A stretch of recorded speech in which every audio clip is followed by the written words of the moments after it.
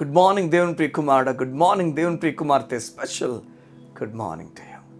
ఇది నాన్న ఒక కుష్ఠరోగిని, బైబిల్లో ఉన్న కుష్ఠరోగిని మీ ముందుకు నేను తీసుకురావడానికి ఇష్టపడుతున్నాను. బైబిల్ గ్రంథంలో ఈ కుష్ఠరోగి చాలా నీరసించిపోయిన వ్యక్తి, జీవితంలో ఆశలు వదులుకున్నవాడు, జీవితంలో అనేకుల చేత త్రోయబడిన వ్యక్తి. ఈ ఉదయం అడుగుతున్నాను, నీవు త్రోయబడ్డావా? నువ్వు నెట్టబడ్డావా? నీపై నిస్సాసారంగా జనాలు మాట్లాడారా? నేను వద్దనుకున్నారా? నీపైన చేయి వేయడానికి, నీతో మాట్లాడడానికి ఇష్టపడలేదా? నీవంటే అసహించుకున్నారా? నువ్వు వారికి తక్కువేనా? నీ జీవితంలో జరుగుతున్న విషయాలు చూస్తున్నా నువ్వు ఎందుకు జరుగుతున్నాయి, నేను ఎందుకు పుట్టాను, నేను చనిపోయిన బాను అని చెప్పి నిరాశపడిపోతున్నావా? నువ్వేం చేయాలి అర్థం కాని పరిస్థితుల్లో నిలిచి ఉండిపోయావా? ఈ ఉదయాన్న నీకు ఒక మాట నేను చెప్పడానికి ఇష్టపడుతున్నాను. మనుషుల చేత త్రోయబడి విసర్జింపబడిన ఈ వ్యక్తిని బైబిల్ చెప్తుంది యేసు మొదటిసారి ముట్టాడు. సగమా, నేను ఎవరు ఇష్టపడలేకపోవచ్చు, ఇష్టపడడానికి నీ దగ్గర ఏమీ లేకపోవచ్చు కొన్నిసార్లు. అవును, నీ చుట్టూ వారు నీ దగ్గర ఏం లేదు కనుక నువ్వు త్రోయబడిన వ్యక్తిగా నేను త్రోసేసి పక్కకు వెళ్ళిపోయి వేరొకరిని వారు ఆధారం చేసుకొని, వేరొకరిని వారు ఆశ్రయించి, వేరొకరిని ప్రేమించి ముందుకు వెళ్ళిపోవచ్చు. ఈ లోకంలో అంత నీకు అనుకూలంగా కాకుండా ప్రతికూలంగా జరగని గుర్తుపెట్టుకో. కానీ గుర్తుపెట్టుకో, యేసయ్య నేను ప్రేమిస్తున్నాడని. ఆ కుష్ఠరోగి ఎంత కాలం నుంచో మనుషుల చేత విసర్జింపబడి త్రోయబడిన వ్యక్తి. కానీ బైబిల్ చెప్తున్న ఒకరోజు వచ్చింది, స్వయంగా దేవుడే తన చేతిని తనపైన వేయడం ప్రారంభించాడు. నీకు అర్థమవుతుందా? ఈరోజు నీతో ఎవరున్నా లేకపోయినా ప్రయాణం కొనసాగించు. నీవు ధైర్యం కలిగి కొనసాగించు. చెప్పయా, నువ్వు నాకు తోడున్నా కనుక నేను ముందుకు వెళ్తున్నాను.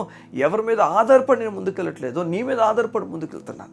చూడండి, దేవుని మీద ఆధారపడడం గర్వాన్ని నేర్పించదు.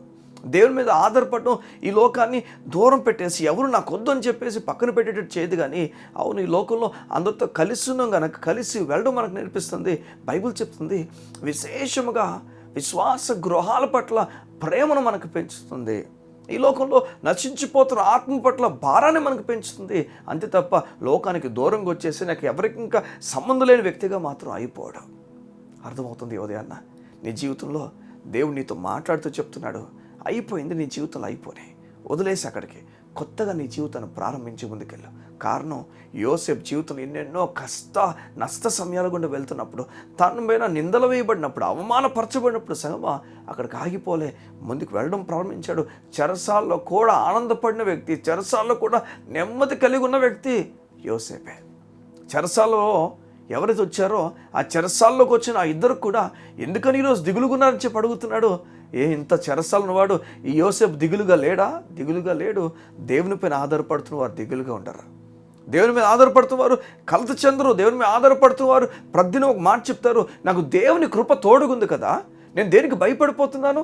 ఇతను నా జీవితంలో జరుగుతున్న విషయం మార్చగల సముద్రుడు కదా నా దేవుడు. నేను కృంగిపోతున్న విషయం ఆపేసి నేను ధైర్యంగా ముందుకు వెళ్తున్నా, ఆ దేవుడు సముద్రుడు అని చెప్పి నమ్ముతున్నావా? ఉదయాన్న దేవుడు నీ జీవితంలో నీ స్థితిగతులు మార్చబోతున్నాడు. ఎవరు ఏమనుకుంటున్నా నీ జీవితం మారబోతుంది. ఆగిపోదు, నిలిచిపోదు. దేవుడు ముందుకు కొనసాగించబోతున్నాడు. ధైర్యం కలిగి నువ్వు ఆయన వైపు చూడడానికి ఇష్టపడ. ఎందరో చెప్పారట, వాడ కడుతున్నాడు వీడు, చూడండి ఈ నోవా వాడ కడుతున్నాడు చూడండి, ఈ వాడ వల్ల ఏం లాభం, ఎందుకని ఊరు మధ్యలో వాడ కడుతున్నాడు వీడు అని చెప్పి ఇష్టాసారంగా మాట్లాడుకున్నారు. ఆ మాటలు చివరికి నేల కూలిపోలేదా?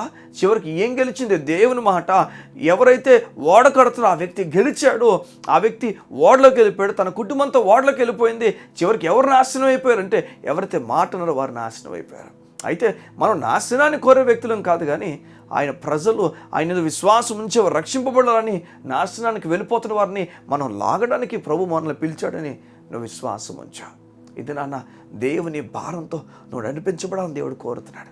నీపైన అపారమైన దేవుని ప్రేమను మర్చిపోక, గాయపడిన నీ జీవితాన్ని కట్టడానికి యేసయ్య ఇష్టపడుతున్నాడు. గాయపడిన నీ జీవితాన్ని కట్టడానికి ఇష్టపడుతున్నాడు. ఈ కుష్ఠరోగి ఎందరి చేత త్రోయబడ్డాడు. పాపి చెడ్డ వ్యక్తి, నువ్వు మంచివాడు కాదని చెప్పి ఎన్ని నేరాలు తన పైన మోపబడ్డాయో. అవును, అయితే ఇప్పుడు యేసు చేయి వేసిన తర్వాత ఆశ్చర్యపోయారు జనాలు. ఆశ్చర్యానికి గురైపోయారు. ఎలా తగ్గిపోయింది నీకు? ఏమైంది? నేను చెప్పనా, యేసు నిన్ను ప్రేమించుచున్నాడు గనక ఆశ్చర్య కార్యాలు నువ్వు చూడబోతున్నా. జనాలు ఆశ్చర్యపోదురుగాక యేసునామములో నీ జీవితంలో గంభీరమైన కార్యాలు జరగబోతున్నాయి. నమ్ము, నిరాశపడిపోతు. నమ్ము, ఇక ముందు కాలం ముందు గొప్ప కార్యాలు జరగబోతున్న కాలం నువ్వు చూడబోతున్నావు. కళ్ళు మూసుకుంటావా? ఈ ఉదయం నీ గురించి నేను ప్రార్థించడానికి ఇష్టపడుతున్నాను. మా ప్రియ పరలోకపు తండ్రి, నీ బిడ్డలు ఏ విషయాల్లో అవమానం పొంది ఉన్నారో, ఏ విషయాల్లో నిలకడ లేని బ్రతుకులు వారి జీవితంలో చూస్తున్నారో, ఏ విషయాల్లో కృంగిపోతున్నారో, వాటన్నిటిలో నీ ధైర్యమును, సమాధానం నీ బిడ్డలకు అనుగ్రహించండి. యేసు నామములో ఎలా అయితే ఆ కుష్ఠరోగి తృణీకరింపబడ్డాడో, వెలివేయబడ్డాడో, తక్కువగా చూపబడ్డాడో, నా తండ్రి అలాంటి వ్యక్తిని నువ్వు చేతులేసి, నీ చేయి వేసి స్వస్థపరచడమే కాదు, ముట్టి నువ్వు బాగు చేయడం మాత్రమే కాదుగా, నువ్వు ప్రేమను చూపించావు, నాకు ఇష్టమని చెప్పావు. నీకు వందనాలు. నీ బిడ్డల పైన నీ ప్రత్యేకమైన హస్తం అన్నందుకు నీకు వందనాలు. నువ్వు ప్రేమించుచున్నందుకు నీకు స్తోత్రాలు. నువ్వు విడిచిపెట్టి వెళ్ళిపోయేవాడు కాదు కనుక నీ వారిపైన నీ కరుణ దయ చూపించి నడిపించమడుగుతావు. యేసు నామమున ప్రార్థించుచున్నాము తండ్రి. ఆమేన్, ఆమేన్, ఆమేన్.